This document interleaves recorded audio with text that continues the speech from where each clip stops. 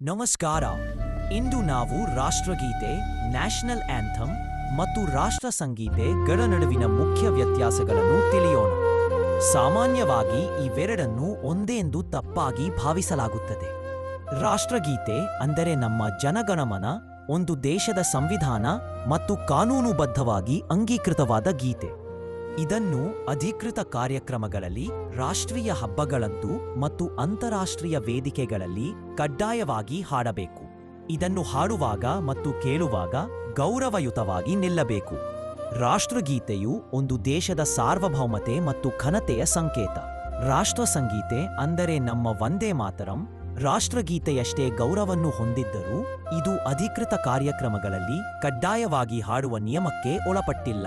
ಇದು ಕೇವಲ ದೇಶಭಕ್ತಿಯನ್ನು ಉತ್ತೇಜಿಸುವ ಹಾಡಾಗಿರುತ್ತದೆ. ಇದನ್ನು ಕಲ್ಕತ್ತಾ ಕಾಂಗ್ರೆಸ್ ಅಧಿವೇಶನದಲ್ಲಿ ಮೊದಲ ಬಾರಿಗೆ ಹಾಡಲಾಯಿತು. ರಾಷ್ಟ್ರ ಸಂಗೀತವು ದೇಶದ ಸ್ವಾತಂತ್ರ್ಯ ಹೋರಾಟದ ಐತಿಹಾಸಿಕ ಮತ್ತು ಸಾಂಸ್ಕೃತಿಕ ಪರಂಪರೆಯನ್ನು ಪ್ರತಿನಿಧಿಸುತ್ತದೆ. ಸಂಕ್ಷಿಪ್ತವಾಗಿ ಹೇಳುವುದಾದರೆ, ರಾಷ್ಟ್ರಗೀತೆ ಕಡ್ಡಾಯ, ಆದರೆ ರಾಷ್ಟ್ರ ಸಂಗೀತ ದೇಶಭಕ್ತಿಯ ಸಂಕೇತ ಮಾತ್ರ. ಎರಡಕ್ಕೂ ದೇಶದಲ್ಲಿ ಅಷ್ಟೇ ಗೌರವವಿದೆ. ಧನ್ಯವಾದಗಳು.